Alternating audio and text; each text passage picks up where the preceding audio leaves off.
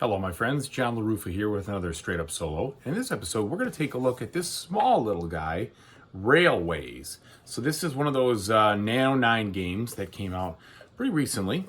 I'm going to show you how it plays. It's only a solo player game, so there is no other way to play this.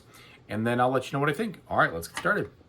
Okay, folks, and as usual, please like and subscribe to my YouTube channel if you haven't done so already. And if you have, thank you so much. I really appreciate it. So this is what the game looks like when you set it up.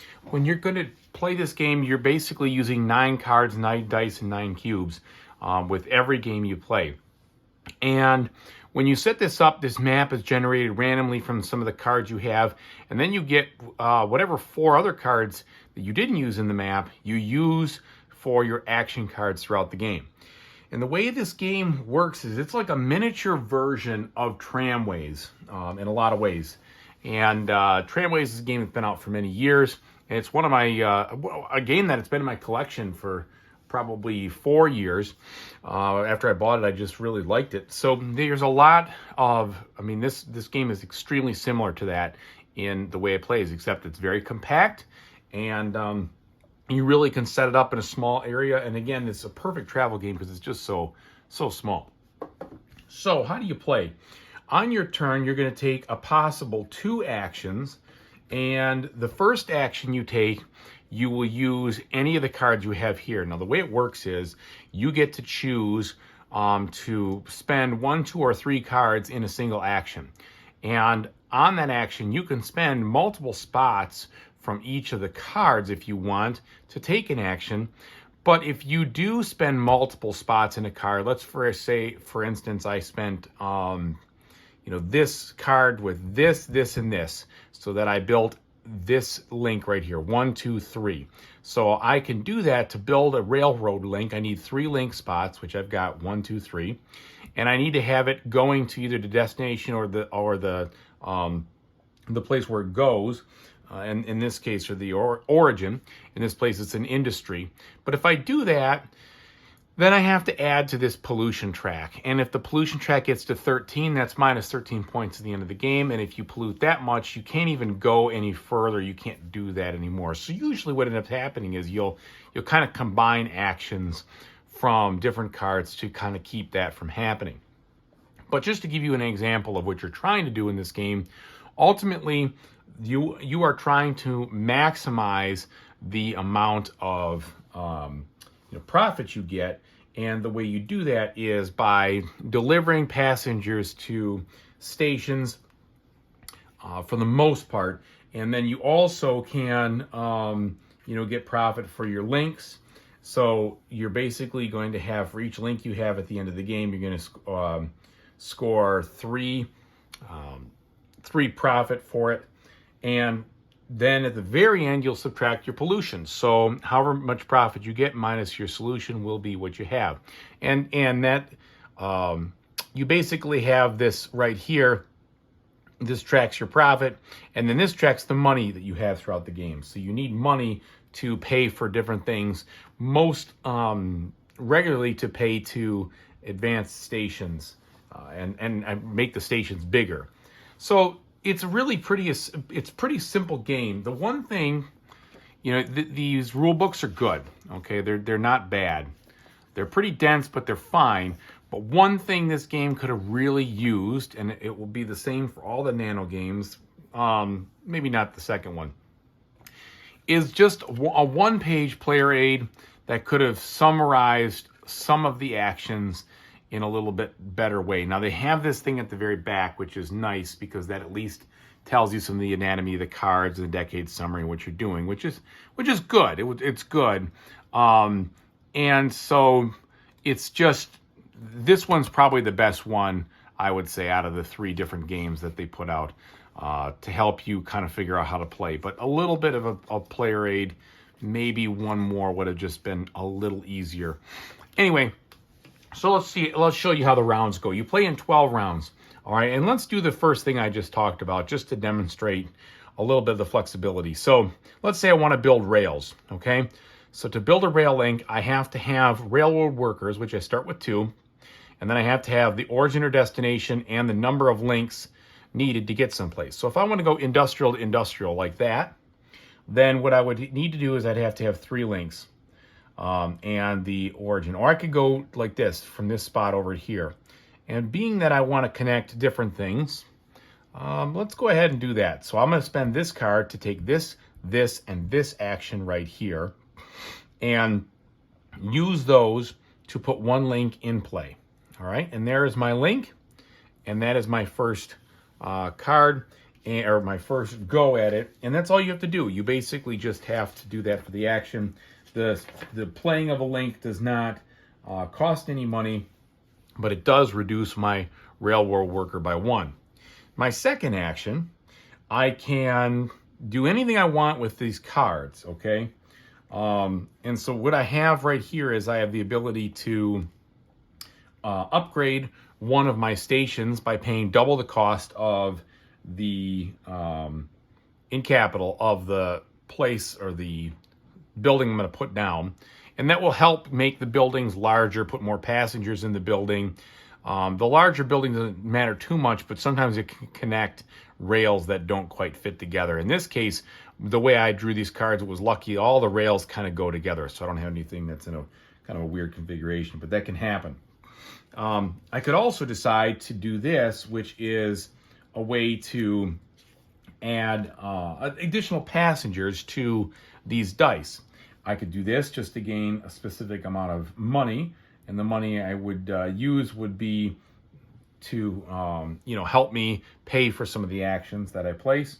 Or I could upgrade a rail, and I would use that by basically taking this action right here to turn this over. So what that would do is that would help this rail pay more. So I'm going to do that, I think. So I'll play this, and it says use the upgraded link icon, select a slot, use the destination matching that spot. So what I'd have to do is I'd have to use this to do the upgrade right here, which I will, and that would gain me 1 pollution because it's on the same card. So I would do this, and now this is an upgraded rail, and it will basically pay 2 times the capital when I move through it. So it's good to do that at the beginning of the game. All right, and then that's my first turn. So then I would do this, and I would deal out next sets of actions. 1, I'd shuffle these cards. 2, 3, doesn't really matter the order. And what that gives me here is now new actions, but I'm only going to have 4 cards worth. So sometimes during the game, you won't even have icons that could be in other games because they might be buried.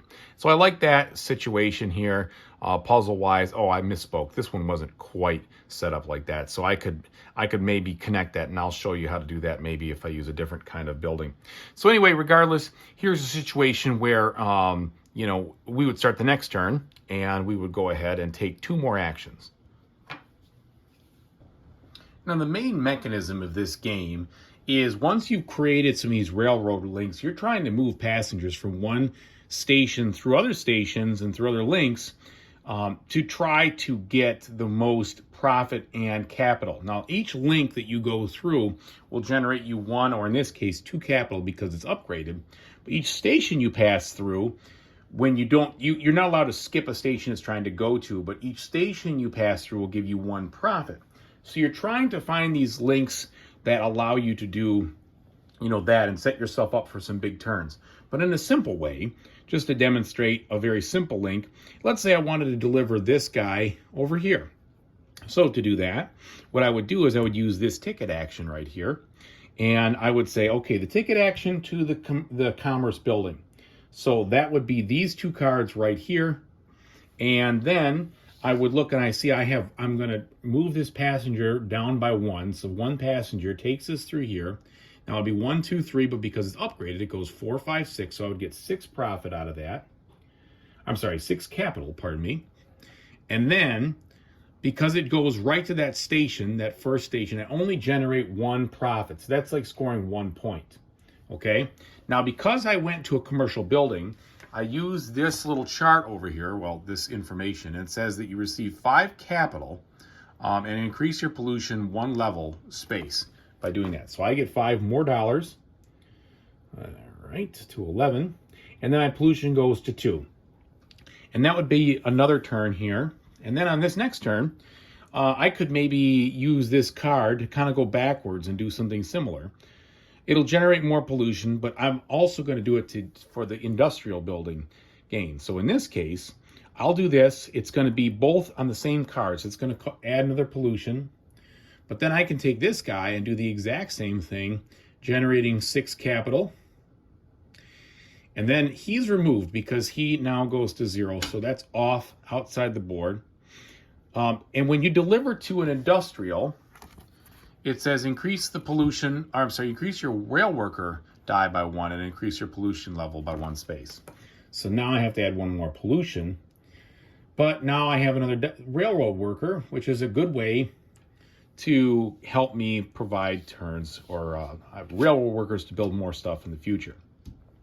That round is done. So you can see then I go over here and I deal out this card again, etc.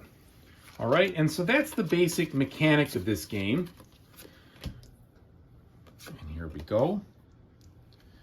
Now, let me just show you a few more things. Let's say I wanted to build one of these places. I got a lot of capital now. So let's say I want to use this action right here. And as a matter of fact, I'm going to use this action right here. And I'm going to place one of these down. So I don't have any leisure. I have 1 leisure on the board. But if you place a building that isn't connected to anything else, it becomes a leisure station. I could also put this back here and I could make it a commercial if I put it next to there. I could make it residential. You're not allowed to combine 2 different buildings. But I'm going to spend the 6 and this action right here to put this. This makes this a 3 leisure station. So that is like I have a station now connected to both of these links. Well, I should say connected to this link, not this one because it doesn't go through there. But that's a way to connect here. And that will allow me to deliver to that station later as if it's a leisure. Now, leisure is good because leisure is one of the ways where you can spend a bunch of your excess capital to generate a lot of profit. So it's good to have those there to deliver to. And so maybe that's my first action in this round, and then this one goes away. And then second action, I'd like to ride that train again. And but I really don't have a good way because I used that one instead. So maybe the best thing to do would be to do this and this. So I take this, when you take an action that's doubled, you could do both icons. So that'll generate me 2 capital right there. Whoops, right there. And then I can add 1 to this guy, kind of building him back up for future use. Now, if there's an action card that I didn't use, it sticks around for the next round. And you can see how quick this goes. I'm already in round 4. So it's a really quick game to play for 12 rounds. You basically cycle through that dice twice. And that's it. And what they do is they say, you know, the most profit is one thing you can go to. But you also have some of these other things that you could try to do. So if you're sick and tired of getting this, you know, just the highest amount of score, you can also try to move all passengers to the destination. You could deliver passengers to all 4 building types at once, at least once. And you can also build and upgrade all complete lines in the map, and then any combinations. So that gives you some objectives to work for after you've played it a few times. All right, so that's pretty much it. Let me tell you what I think. So that's Railways. I didn't go through every single action, but you got the basic trope here of building more buildings on the board, making a rail link, expanding or upgrading the rail link, and also doing the delivery of the passengers, and how pollution can generate. The one way you can bring the pollution down is delivering people to the residential zones. That drops the pollution. There's also an icon that I don't have in mine that says decrease pollution. So that isn't an option in those 4 cards I had, which is cool because I like how it changes up. You don't have all the actions available to you every game. So you have to make some decisions about what you're going to do with certain things if they're not there. The only requirement I think that you have to have is when you play out the cards, you have to have 1 of each type of building, I think. But either way, it's a new, different puzzle every time. And it's also a puzzle that definitely doesn't last more than 20 minutes. It's a very quick, very easy game to play. And for that reason, I really like this game. I've also really liked the mechanic of tramways. So this, and you know, same thing with the Engineer's Handbook. They're all very similar. So if you have the Engineer's Handbook and you have tramways and you have no problems with those games and you don't need a small version of it, then maybe you pass on this. But I do like how little this thing is. This box literally is the thinnest, smallest of boxes. Very easy to put in the pot, in your stuff for a lunchtime game or to go on a trip or whatever you want to do and play it. It requires very small table space. It takes almost no time to set up, and you can knock out a game easily in 20 minutes. The only thing I wish they had was just a little small condensed reference card, like I said, maybe making it just a little easier. The back is almost there. The only thing it really doesn't tell you is, how those buildings score, so you have to kind of do that, and it's really a minor quibble. So I really like this one. I think it's definitely worth the lower price point. I think if you buy it direct, it's something like $20 or 20 euros or whatever. It's not too expensive, but there's a decent amount of game here, and I enjoy it a lot. So that's what I think. Hopefully this was informative to you and helps you to realize if this is a game that you want to put in your collection or one you want to pass on. So thanks so much for watching. Really appreciate it. Whatever you decide to do in the future, I hope you have a fantastic time doing it. Take it easy, everybody.